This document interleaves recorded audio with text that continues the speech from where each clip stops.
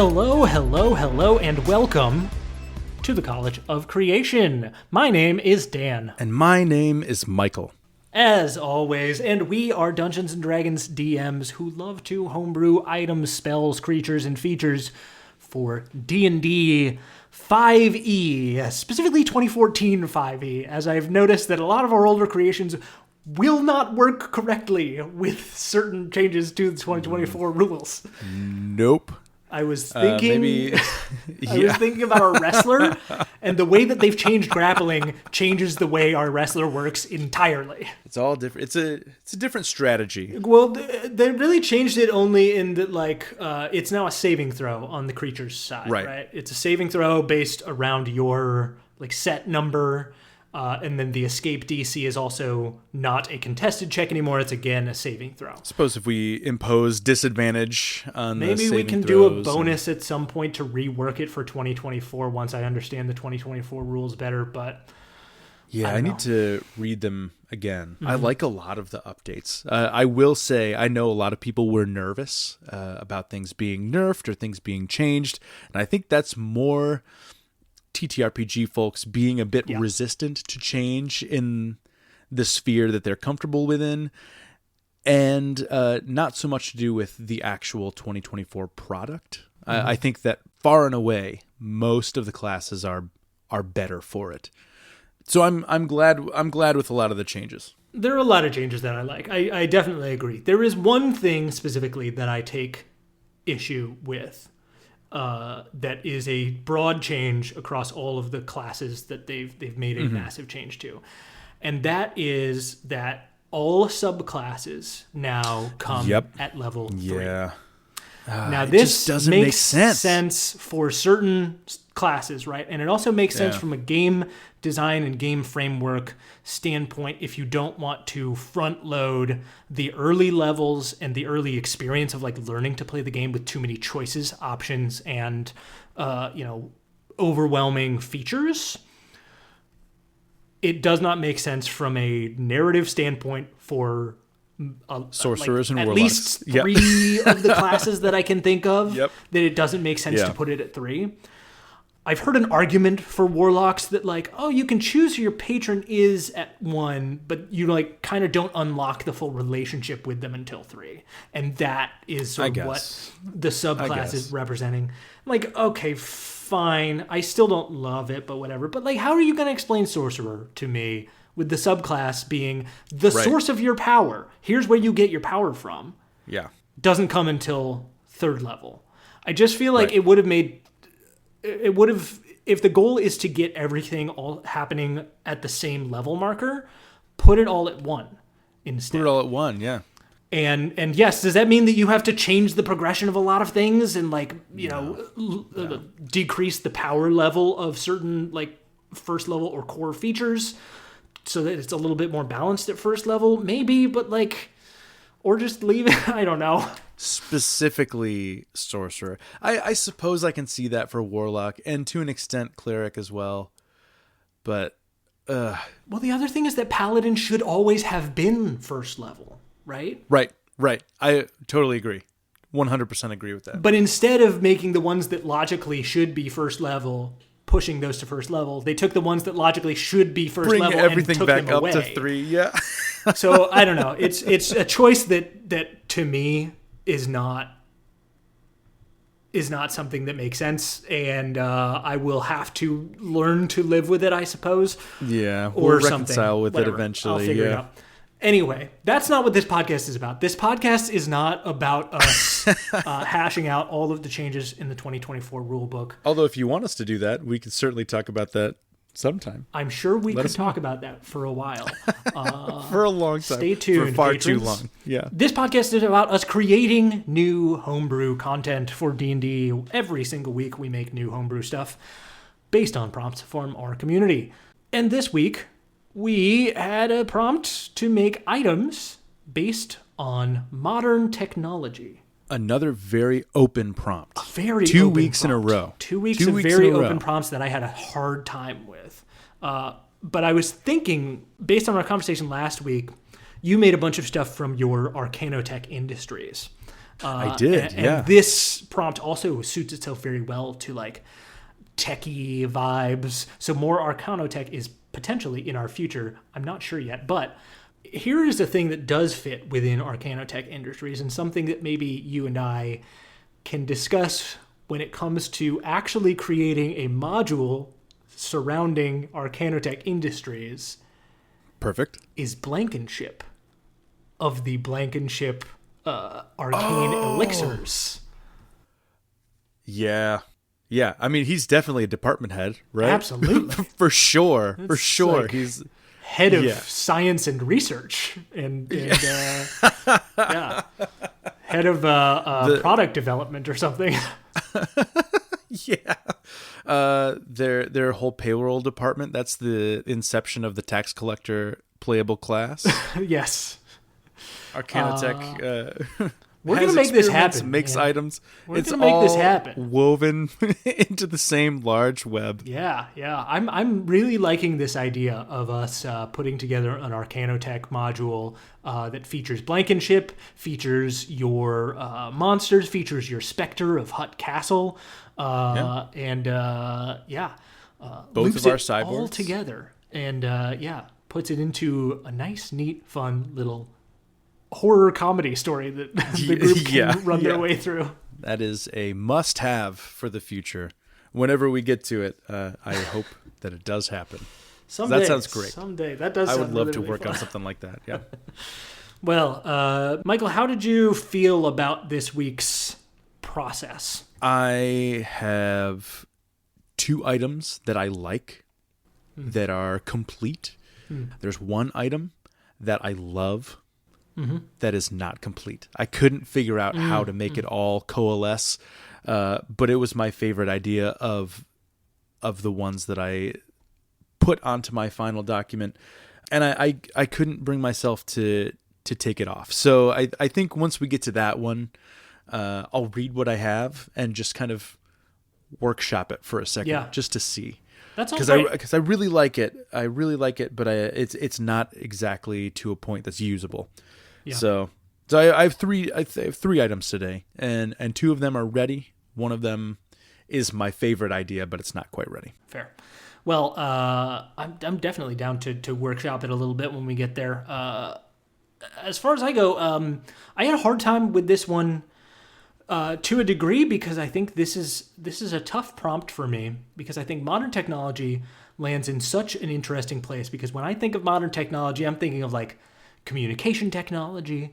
I'm thinking of transportation. I'm thinking of mass manufacturing, all of these other things, right? That like in D&D, there are features and spells that replicate the effects that you would want from something like that, right? Like a sending stone is sort of a phone. A phone. Yeah. It's not exactly like phone. It's not exactly, synchronous communication.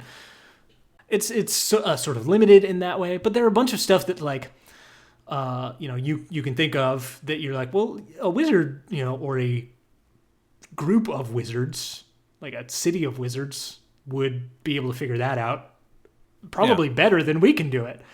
So you get like low enough in spells, and it's like, well, modern technology can exceed that, but only really in a way that a higher level spell can do. And then the higher level spells are like, well, modern technology can't even do that. Like, you got time stop. Right. We don't have that. Right. And like, even for like modern medicine, if you're thinking of the ways in which modern medicine has, excelled beyond, if we're thinking about, like sort of medieval style civilization that your fantasy world might be taking place in, the medicine available at higher level spells in spell slots far exceeds anything that we are even capable of, right? You can just cure disease. Sleeping for 8 hours exceeds a lot of the things that we're capable of. Yeah.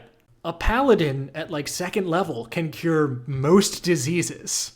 That's not a thing that we can do easily at all. There are some diseases that we do have that for. There's a lot that we don't. So I think that's where I landed into a weird space of like, what's a where thing does this that like fit? that like a spell doesn't already exist to cover. I had a very hard time, and I'm not entirely sold on a single thing that I brought today. Well, that's a good place to start. I feel like we've had plenty of episodes where we're not sold on things at the start, and we kind of talk each other into accepting them as we go along. Yeah. So I'm sure it'll get better. It'll get better. Yeah. Well, I went first last week. I would love to see where you went with your items, whether you're sold on them or not. Sure. Let's take a look. Gladly. Go ahead and pop open your modern tech items sheet. It's a little sparse because I finally landed on an idea, which is like, what if I wanted to give a little bit of modern technology to each class or class type, right? If I think about what the classes are and what they do, what would they want? What would be a useful thing from our world and our technology that a barbarian would want, or that a bard would want, right, or that a wizard would want? And I came up with a handful of things. I'm still not entirely sure what to make for 4 of the classes. I don't actually have anything yet for an artificer, a cleric, a sorcerer, or a warlock. I think primarily because an artificer already is in this weird like steampunk space where it's like, you're kind of playing with like proto-modern technology anyway. And then clerics is, again, it's that medicine thing where it's like, you already kind of excel against modern medicine. So like anything I could give you that replicates modern medicine isn't really, nearly as useful for you as it is for our doctors, right? Like, it's fine. Right. And then sorcerers and warlocks are just so arcane and so rooted in a fantasy of, magical blood or like a magical boon from a being that does not exist on this plane of existence, that like it's hard to figure out what that character would need or want from our modern world. But I do have some for everybody else. So first, for martials broadly, barbarians, fighters, monks, and rogues, I have the Headphones of Focus. It's a wondrous item. It's very rare. It requires attunement by a barbarian, fighter, monk, or rogue. These are noise-canceling headphones that fill your ears with chill focus beats and help block distractions to keep you in a flow state. You can use a bonus action to activate the headphones, and while activated, you become deafened. Additionally, any attacks made against you cannot benefit from advantage, and your attacks cannot be affected by disadvantage. This is what you see in like, TikToks or YouTube videos of like somebody who is like weirdly proficient at their specific job, that they're doing it so fast and without even seeming like they're thinking about it. They just like have their ear pods in and are just like vibing and are just like in full flow state of going like, through the motion. So nothing not will even phase thinking them. about it. Nothing at all will phase That's them. Somebody tries to Stasis swing at you. mode. You are in, you are an anime character who is like in focus mode, and it's like absolutely not. Nope. Oh, that's great. So that's your noise canceling headphones.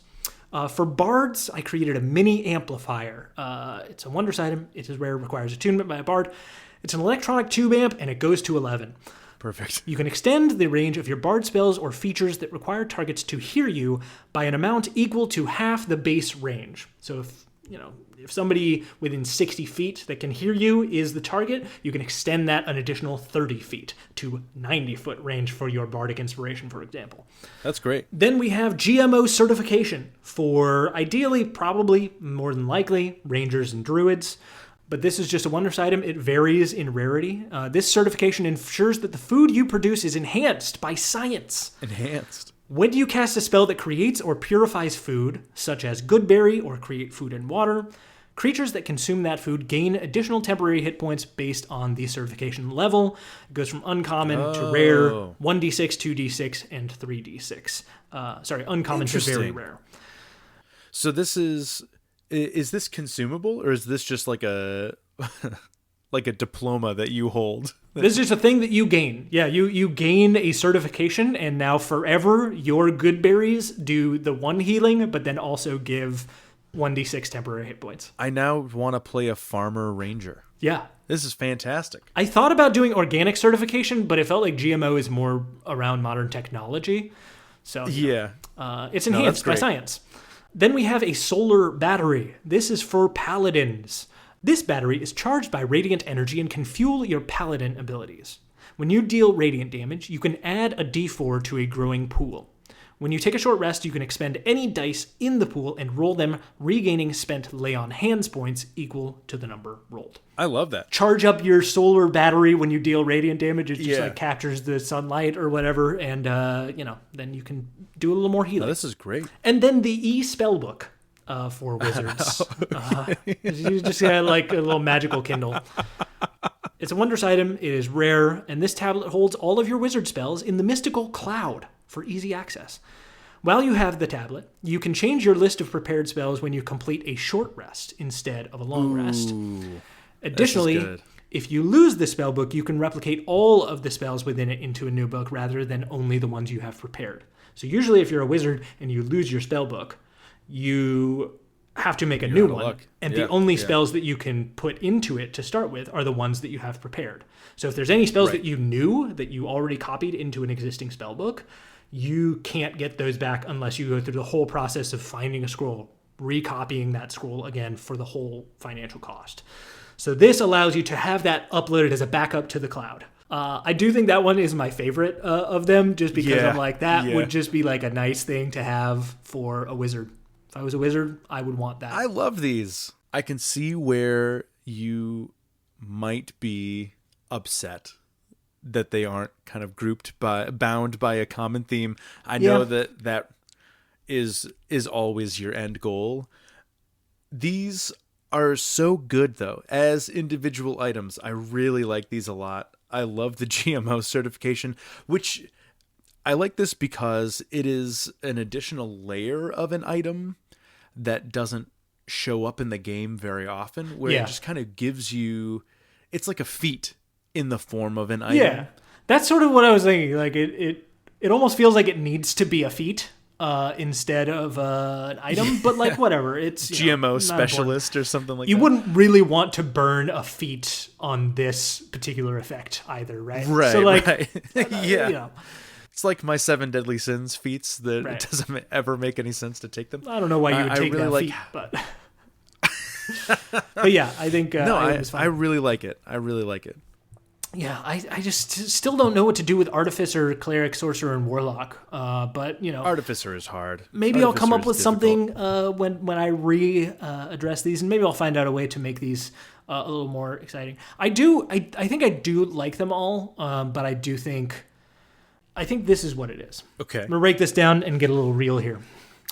I do like them all, but there's a thing about them that I think I'm sort of just now understanding what it is that I maybe don't prefer about these things, and sort of what happens when I make things that sort of fit into this style is that when you look at like items, especially magical items that exist within the player's handbook and stuff like that, right? You're looking at these items that, some of them are iconic and some of them are just so cool that you would go into a magic shop and you would beeline to it and you'd be like, this is so cool, I need to buy it. And I don't feel like any of these have that, right? Like all of these are like, oh, that's fun. And then, your players actually go to something that's like useful in a broader sense, or like, is sort of more, specific to something they were looking for. Like I was looking for a defensive bonus, so I'm going to go with these bracers of defense. Right. And it's like, okay, I mean, that's cool and fun. But I think I need to like acknowledge and accept the fact that like, it's okay for me to make items that wouldn't show up in a magic shop or would show up in a very specific magic shop, or ones that I would just give to players without their input or without them like going out of their way to buy it, right? These are things that like you could find and it would be like, oh, I don't know when I'm going to use this or how exactly I would, make this work, but and it might not fit into my idea of what optimization means, but it's cool to have an option. I just think that I've played with enough people who I think I've given things like that to, and they kind of end up never really using it because that's not, the kind of player they are to like, take something like that and approach it really from a explore standpoint with of it, like how can I explore this in an interesting way. Now, all of that is to say, I do have a lot of players like that now who would approach those things in, I think, a very creative way. But I always feel like when I make something like this, it's like, who wants this? But that is fine.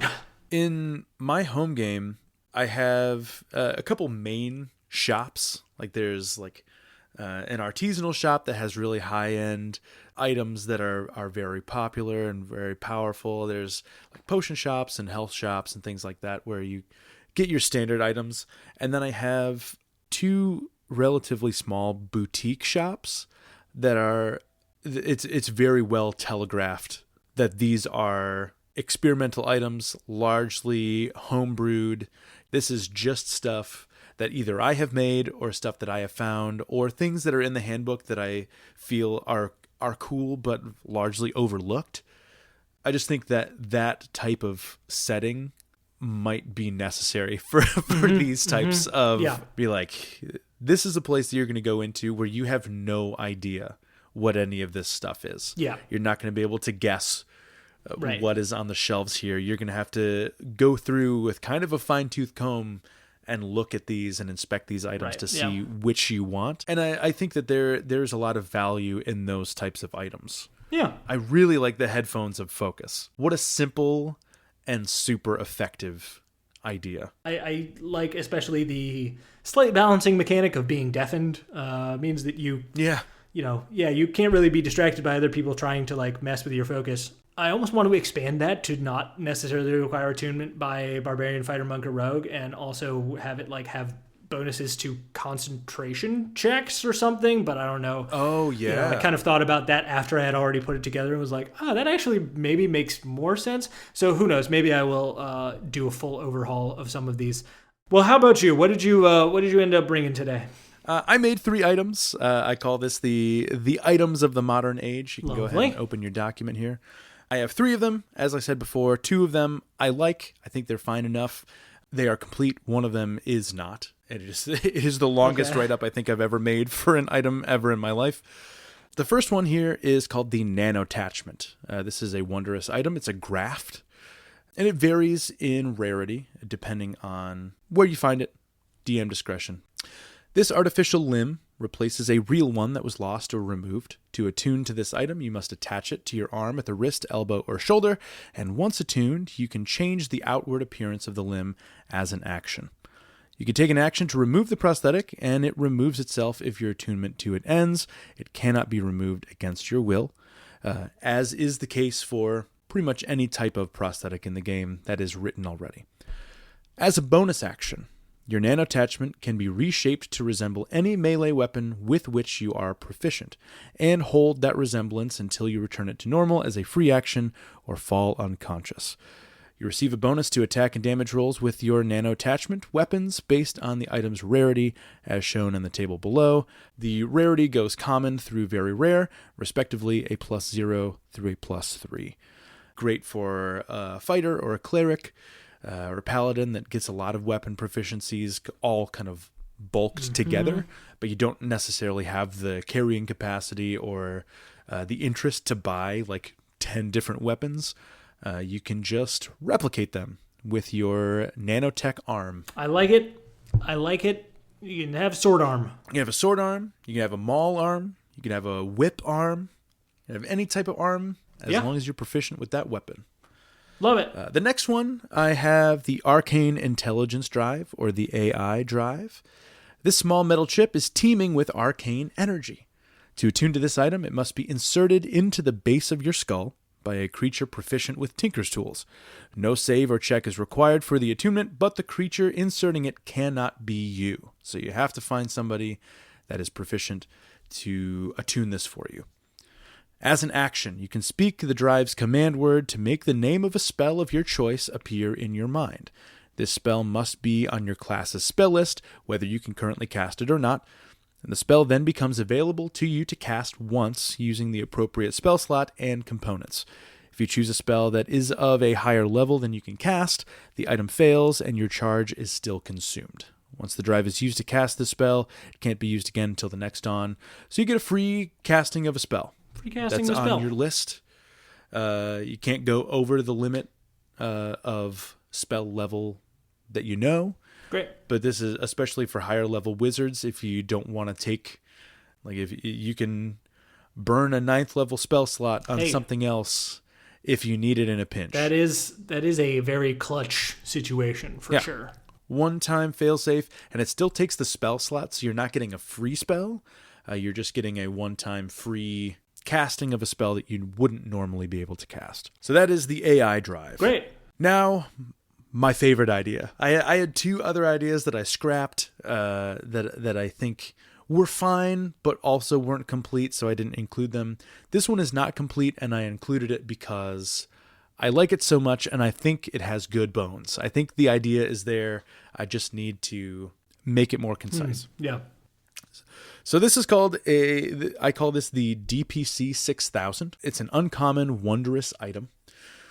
And it is a camera. Built for durability and ease of use, this simple camera can provide support in the way of storing mass amounts of information. With it, you can capture images of other creatures and store them. This mechanic utilizes a creature's photography DC, which is armor class plus proficiency bonus plus wisdom modifier in several places. If you take a viable photo of a specific creature, you gain a +1 bonus to the following checks. That is history or nature to recall information, survival to track the creature, insight to assess their current mood or intentions, or persuasion or deception to convince it of something. And that is lifetime for that specific creature. You can only benefit from this bonus once per creature, regardless of the number of photo entries you have in the DPC 6000 of them. As an action, you can attempt to take a picture of another creature. In order to do so, you must roll 1d20 for your camera's aperture and 1d20 for your camera's shutter speed. The details and bonuses assigned to those rolls are listed below. We'll get to that table in a second. If you are blinded or otherwise can't see your target, both rolls are made at disadvantage. If the combined total is higher than the creature's photography DC, you successfully take a viable photo. The quality of the photos that you take depends on your DPC 6000's current settings. Aperture and shutter speed are both able to be adjusted according to the table below, gaining relative bonuses depending on your choice.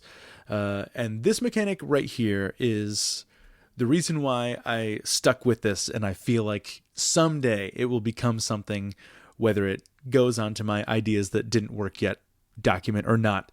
So these are all relative bonuses. As your aperture increases, your shutter speed decreases. So you have to balance how they interact with each other, because aperture works better in daylight, shutter speed works better at night. So if you're in bright light or daylight, the aperture roll is made with advantage. If you are in dim light, the shutter speed roll is made with advantage. So you kind of have to balance that out with, the eyes you have on the target, whatever. So the DPC 6000 bonus table here at the bottom, it has 2 columns for aperture bonus and shutter speed bonus. When your aperture bonus is +3, shutter speed bonus is -3, and they correspond down the list. So +2 for a -2, +1 for a -1. If you set them both to 0, you don't get a bonus or a detriment to either. You can make 2 flat rolls, and then accordingly down the list from +3 all the way to -3 or -3. And that's that. It is an overcomplex, almost unuseful item for how much text you have to chew through to understand how it works. This is an item for the completionists. I wanted to make something for players that aren't always invested in combat, that like to have other things to collect. There could be a photography shop in a town that wants you to go out and use this to capture pictures of plants, or you could enter photos into a photography contest, or there are a number of things that this could play into as different encounters that are not combat related at all. So that's what I have. I think in its current state, it is relatively unusable because it's kind of aimless. Yeah. But I think there's something there. So you've made Pokemon Snap. Yeah, essentially, yeah. Which is great. Yeah, I think, the photography DC is really interesting. The bonus to the checks almost feels a little low. I might throw it to a plus 2. Or it complicates it even further to say it could be a variable bonus based on the quality of the photo. Can you explain how the D20 roll would interact with this table? Because I don't see a column relating to what that D20 does to the aperture and the shutter speed situation. So it's a 2D20 roll. It's 1D20 for aperture. Mm-hmm. So you designate 1D20 for aperture and 1D20 for shutter speed, and you roll them both at the same time. And they both take the bonuses based on where you have it set on the table. So you could set your aperture at a +3, but that means your shutter speed is also set at a -3. Okay. So you have that bonus on your aperture roll, and you have that detriment to your shutter speed roll. But then what? But then what happens? What do those rolls then affect? So your total has to beat the photography DC. Right. Okay. So if you're taking pictures during the day, you have advantage on your aperture check. I also thought about adding. So this is really what I was battling with this whole week, because this was my first idea. Yeah. And it started out just as a camera where you take a picture, and if you have a picture logged, you get a +1 to track that thing. And it was that small paragraph of things, and it has extended itself into all of this nonsense. I think that this is not actually an item. I think that this is a mechanic of the game that I'm trying to write here. I think it's its own. It should be its own thing. There should be a photography mechanic. Here's the thing that I'm thinking about right now, and I don't know if you caught this, but I'm going to roll 2, right? Let's say that this one is my aperture and this one is my shutter speed. That's a 14 and a 12. If I have my aperture, so that total together then is 26, right? Mm-hmm. 14 and a 12 total together. So if I have my aperture, though, set to a +3, which takes my shutter speed down to a -3, that means that my aperture is now a 17, and then my shutter speed is a 9, which is still 26. So it cancels itself out. Right. So those two... The table there doesn't actually affect anything in terms of what the final total is. So layering the time of day advantage does alter it a little bit. Yeah. But I need another. I think I need something else in there as a third variable. But I think that because the things cancel each other out, it would maybe be more effective and efficient to, instead of adding a third thing, just to remove those things and come up with a different sort of quality signifier that can be affected in a sort of set way. Because if they just balance each other out, then it's almost always going to be that's just the same. That's not really... That doesn't really change anything meaningfully. Plus, I'm imagining armor class plus proficiency bonus plus wisdom modifier.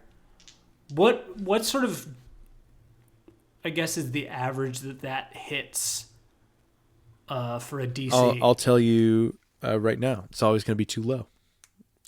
Always going to be too low. It feels like it's always going to be too low. It feels like your average AC is somewhere in between 12 and 16. For really large, very good creatures, you might be at 18. I'm gonna be totally honest. I stopped thinking about that. That's fine. Halfway through the week, I just stopped. I had a couple other, options for the DC. How do we do this?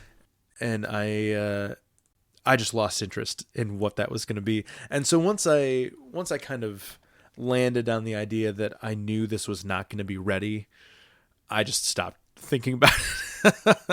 Yeah, I just didn't give it I any think more thought. there. Oh man, we almost need to I almost want to take this apart and pull out its constituent parts and talk about what works and what would be. Because another idea I'm thinking about is if you still want to like roll 2 dice for your aperture and for your and for your shutters, well, I don't know now. Now I'm like, trying to figure out a way to uncomplicate it. What I think is good though is having the idea of take a picture and that picture somehow captures some sort of essence of this thing, right? So it affects your ability to interact with it in the future, right? Be able to, recall information and track that creature and all of that stuff. And gives a flat bonus. I like that a lot. I like a roll to determine the quality of the picture. And I like the idea that like, your proficiency with setting the proper settings on the camera feels like a fun thing to affect that roll somehow. I'm just not entirely sure what it is. What if the bonuses were not separate? What if it was just a single D20 roll? It wasn't the 2 die system. And the bonus was not relative. The bonus was some combination of the settings. They give you kind of a single aggregate bonus to whatever your shot is. That's the destination. I don't know how to get there quite yet, but that is the better way to do it. Roll 1d20 and then your bonus is determined by environment, time of day, your settings. And maybe you could set it, instead of putting it, this numerical setting of your aperture bonus and your shutter speed bonus and stuff like that, just like go for the actual terms that we use when we talk about developing film, right? So if you roll well, you can have a balanced aperture, and maybe you set, if you want to have a fun rolling mechanic, maybe it is you are trying to roll closer to 10, right? You're trying to roll away from the extremes. So you don't want it overexposed. Yeah. Right? So if it goes too high too far away by whatever. That's such a good idea. So what about this?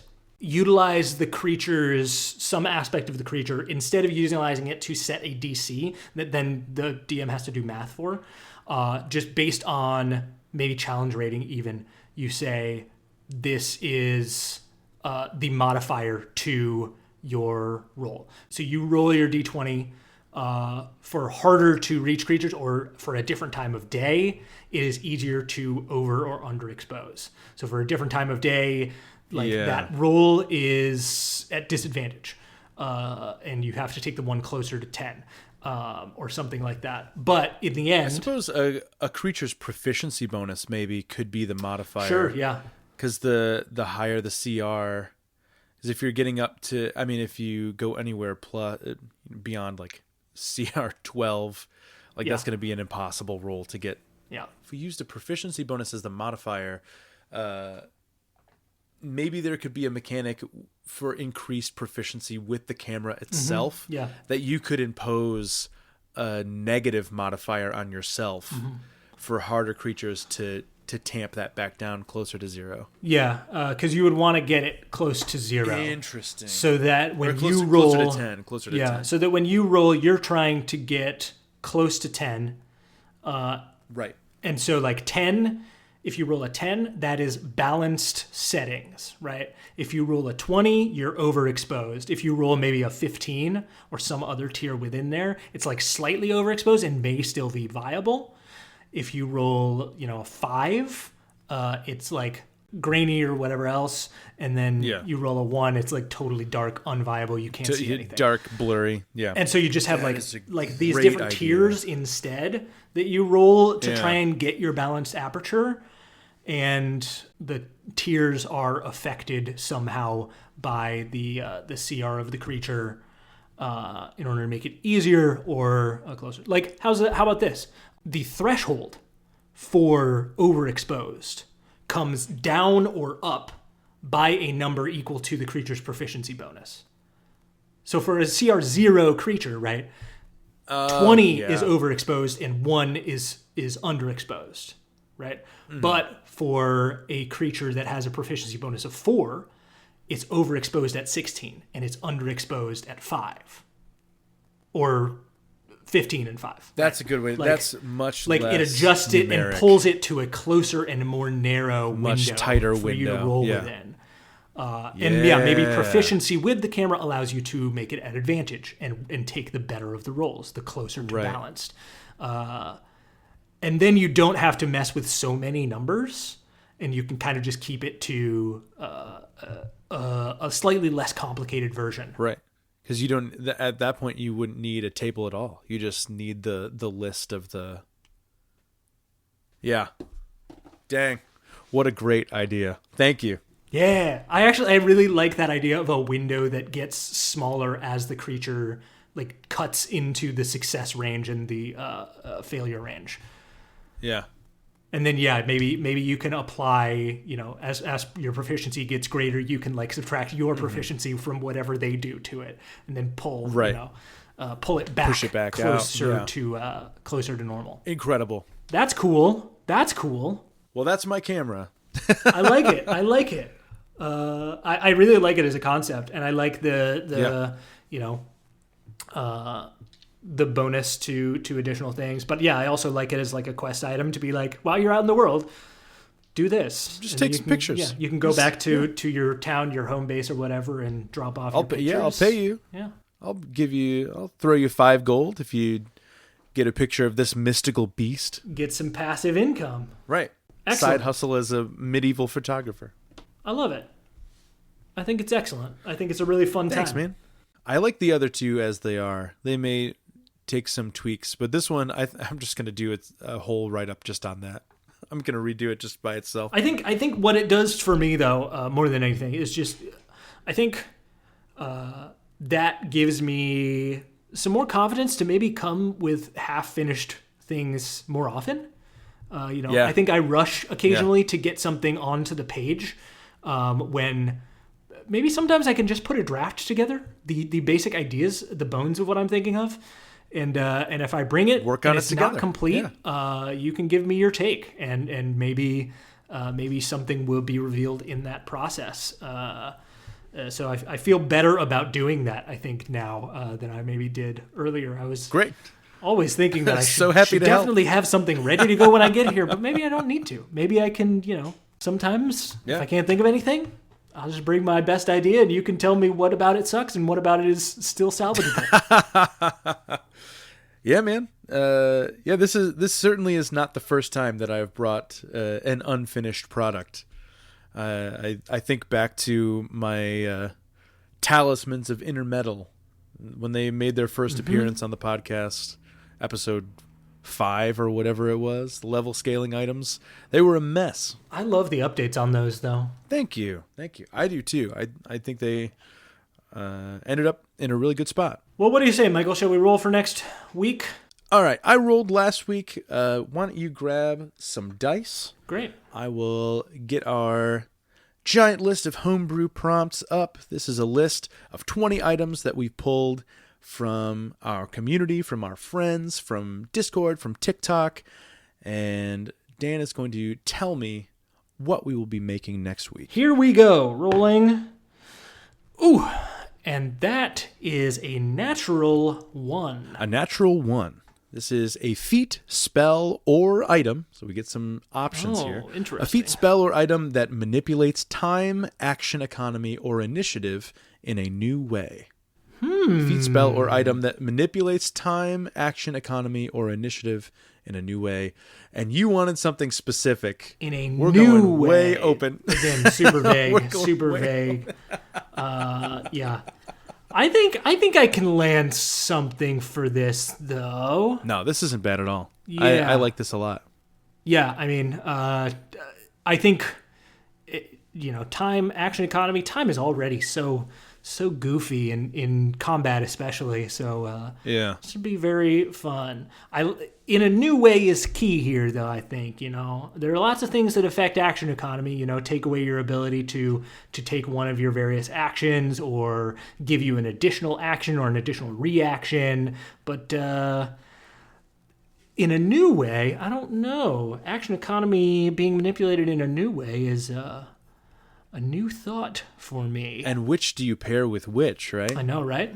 Maybe a I'll feat, try an and do a item, or a feat spell. for one, a spell for Yeah, another, and an item I was for another. thinking, I think I'm going to make 3 things. It's which ones are grouped with which is the hard thing to decide. And That will seems we fun. overlap in our... Interesting. I actually really like that as a sort of a bonus challenge. I think that might be the thing that I need to get inspiration rolling is Okay, so our new interpretation of this prompt. We have to make a feat, a spell, and an item. yes. One of which incorporates the manipulation of time, one action economy, and the third initiative order in some way. Interesting. I'm excited for that. Ooh, I'm yeah. excited for that. Yeah, I'm gonna have to do some thinking. I have a good idea, I think, already for one of them, or at least the thought is there for one of them. But I might consider some other ideas. Well, Michael, it's been a pleasure creating with you today. As always. Do you have something to say to the people before we say goodbye? Dan, you already know the answer to that. Every time I have something to say to the people before we say goodbye, and today's is very reminiscent of how the back half of this recording went. If you have something that you can't quite get over the finish line creatively, it is invaluable having somebody that you're comfortable with, somebody you trust, somebody that will be constructive to look at your creation with you. Because you don't always have to reach the finish line by yourself. That's not always the requirement. That's never the ultimate goal, is to do things by yourself. Collaboration is always key to a wider range of success. So I hope you out there making homebrew things have somebody like Dan and I have each other here that we can bounce ideas off of and make things better with ideas that we would not have thought of ourselves. Absolutely. Collaboration is always a good thing. Asking for help, always a good thing. Thanks so much, Michael. And we'll be excited to speak with you all very soon. Take care of yourselves. Have a wonderful day. Goodbye. Goodbye.